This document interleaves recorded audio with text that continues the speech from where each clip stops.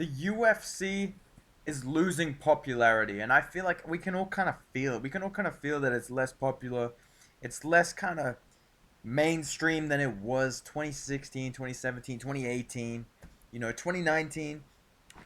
I think it all kind of changed with COVID, obviously. I think the peak of those last kind of days of COVID were um, UFC 249. I think we were all kind of on the edge of our seat to see what it would look like, and Fight Island really captured a lot of attention as well. But honestly, just looking at how the UFC is going right now, I just feel like it's just not the same as it was. To quote Harry Styles. Just a real expert on the sport that I want to quote. But look, honestly, I think we can all agree that the UFC is losing popularity, and I'm here to talk about a couple of reasons why today. Not necessarily how to fix it. I've done videos before on how to make it more exciting. Go check those out on my channel. Like adding the press conferences, adding the face to face, stuff like that. Just more promotion. But I'm here to talk about why the UFC is losing popularity. And the first thing is, I mean, the ESPN deal has kind of ruined the pay-per-view structure of the UFC. Look at UFC 284, how understacked it is and underpromoted. The UFC doesn't feel the need to actually promote any of this stuff. They get paid for 500K's worth of pay-per-view buys, regardless of what it is. That's why we get terrible fucking cards. They're already making their money. That's why we get shit like this, like Spivak versus Lewis. That's why they can say, oh, okay, whatever. We'll just chuck on Strickland versus Imavov. This was actually a pretty decent card, but still, I mean, we shouldn't be like, oh wow, this is actually a good card.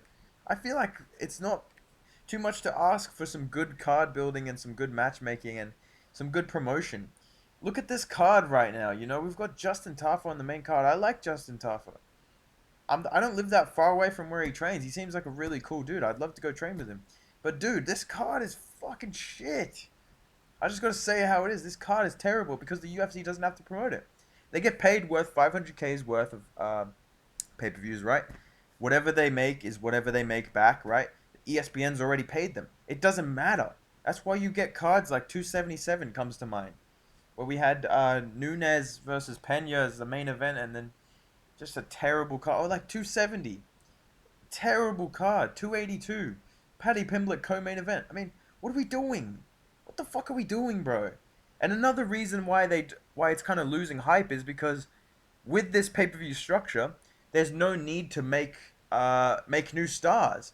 I think the last wave of stars that the UFC really put the rocket behind, if you want to call it that, or really tried to promote was Israel Adesanya when he came to the UFC, got the hype train, got the promotion, got the proper treatment, got put on press conferences, you know what I mean? Got put in important showcase bouts on UFC 230. Um, and Sean O'Malley got that push as well. Sean O'Malley got that push, and he's at the top, and Israel Adesanya is at the top too. But they're just not comparable to the stars that they built up previously. Even these older guys, I'm not even talking about McGregor. I know McGregor's a once in a lifetime kind of fighter, but Jesus, I just feel like there's less hype. Like, think to yourself right now. I'll talk about it later, actually, about the stars. But the fighters right now as well are more boring than ever. I feel like 2023 right now, the fighters are more boring than ever. They're more under promoted, um, less pushed, less valued than ever. I mean, look at this title. Look at this title of this article. Unknown Aussies UFC's KO King. He's the featured fucking fight of 284 and he's unknown in Australia. What are we doing? This fight has not been promoted at all. UFC 284 has not been promoted. I live in Australia. No one is talking about this fight. No Australian that's a casual knows this fight is taking place. That's ridiculous. That's ridiculous, man. That's ridiculous. Imagine back in 2018 if it was like Dan Hooker versus Khabib. I know Dan Hooker would have never got that. I'm just saying for the sake of promotion. That would have been such a bigger deal. You just know that would have been a way bigger deal. Does that make sense? Like, this shit is just, I don't know what the UFC is doing. They don't have press conferences for anything. They didn't do a world tour for number one versus number two pound for pound. They're promoting Power Slap more. They're promoting Conor on Tough more already than this pay-per-view. That's been announced for months. They're promoting fucking, what else? Jones versus Garn more than this card. What the fuck are we doing, man? We're not building stars. We're not promoting big fights. This could be huge for Makhachev. This could be ginormous for Makhachev. He's a young guy. He's Khabib's protege. If he wins this and becomes number one pound for pound, hey, UFC. This is your guy now, whether you like it or not. This is your guy now. I sound like Brendan Shaw when I go, "Hey UFC," but I'm serious. What the fuck are we doing? But yeah, on to my next point. Fighters are more boring. They're more dominant. They're less expressive. Every single guy that gets on the mic in a press conference is just, yeah, I'm excited for this fight. You know, he seems like a nice guy. I'm really, just want to put on a good show for the fans. Or they're just a weirdo like Paddy Pimblett or fucking Aljo. You know, they're cringy as fuck. And Sean O'Malley walks the walk, fights like a true fighter, fights like a champion, gets on the mic, has nothing to fucking say. Dude, you want to be the McGregor? You can't even fucking finish a sentence. All you say is just, nah, I don't really want to talk. Yeah, good line. Like, that's just fucking shit, bro. What are we doing, bro? Every fighter, I feel like, is just happy going to a decision. And maybe it's the pay structure in the UFC, but I feel like every fighter that out here is just happy going to a decision and then getting on the mic and going, oh, whoever the UFC gives me next is who I want. Yeah, I don't want to call anybody out. I'll fight, whoever makes sense. I'll talk to my team and sort it out. Fuck that! Fuck that! That's why I'm happy Kevin Lee's back. Kevin Lee, at least he puts himself out there, man. At least he says, no, I want to fight the champ. I think I can beat the champ. I want to fight this guy. Well, this guy's ducking me. I want to fight this guy. I'm sending them back to the prelims. They just don't make the fighters like they used to, man. 2017, 2018, 2016. These guys were talking that shit. They were fighting more exciting. I feel like they were a lot less money focused. And maybe I'm playing into what the UFC wants, but God, it's just boring. They're all the fucking same, dude. They get asked the same questions. They're all neutered. No one wants to say anything funny. Sean Strickland is entertaining. Kevin Holland is entertaining. Chimaev's entertaining. They're a rare breed, bro. They're a rare breed, dude. And it's just, I don't know what's happening to get rid of all the excitement in fighters, but honestly, ask yourself this as a UFC fan. If you're a long-time UFC fan, can you honestly name one fight? No, you can probably can. Can you name 5 fighters right now that every time that when they get a fight announced, you're like, holy shit, I need to see this fight? Cause I can't, I can't, dude. There is not that many fighters in the UFC anymore that I'm like, holy shit, I need to see this. Back we had fucking Khabib. We had some of them. We had like 5-1 division. Fuck the whole UFC. Back in like 2018, it was like, oh my god, McGregor's back. Holy fuck, Khabib versus Tony's fighting. Khabib's fighting. Oh my god, Cowboy, he's fighting Tony Ferguson. Like, now it's like Sean O'Malley gets a fight. I'm like, oh cool. Hamza Chimaev gets a fight. I'm like, okay, I'm excited for this. Um, Israel Adesanya gets fights. I'm like, oh cool. You know, I can't. There's really not that many anymore that actually put themselves out there and make themselves exciting and fight to finish fights, fight to get shit done, call people out, want to be a big deal. Not that many people are doing it, man. And when they do, they get underpromoted. Like Alexander Volkanovski, he's everything you want in a champion, and he gets no fucking respect from the UFC. He gets no promotion. Islam Makhachev, no promotion. Charles Oliveira is one of those guys that when he gets fight announced, they go, "Oh, this is gonna be fucking good." That's about it. That's about fucking it, dude. Like, I don't know what the UFC is doing. It seems like they're just running out of stars and they're not replacing them. They're not pushing any of these young guys. You've got Ian Gary, you've got Jack Della Maddalena, you've got Adrian Yanez, Raul Rosas Jr., you've got Bo Nickel coming up, you've got Jamal Hill. Jamal Hill is a young guy that's a champion that talks shit, but he seems likable. Everybody likes him. He can really fight. Where's the promotion on him? I feel like the UFC is just all over their old stars. I mean, UFC 285, it's built around John Jones. Hasn't fought in 3 years. This might be it for him. They've built around Jones. They're counting on McGregor coming back. They want Masvidal back. They've counted on that. They've put some time into that. UFC 286. They're banking on Usman as well. Gaethje, older guy. Um, Nate Diaz. They banked on him for a long time and then he was gone. Tony Ferguson. They banked on him for a long time and he's gone. Who's replacing these guys? Who's replacing these champions that are getting older and more washed? No one. That's the answer. No one is replacing these guys. No one is replacing these stars that have made the UFC for the past couple of years, and they're getting old, and they're gonna be gone from the sport soon. You're gonna blink, and one day Poirier is gonna be retired. Then Gaethje's gonna be retired. Then McGregor's gonna be done. You know, one day we're gonna wake up. Kamaru Usman is retired from the sport. You know, Tony Ferguson's retired from the sport. Michael Chandler's retired. What are we gonna do then? When you've built up nobody, what are you gonna do when Masvidal's gone? Who are you gonna put? Who are you gonna put as a co-main event now? You know, you've got to start putting some stock into these young guys, man. It's not.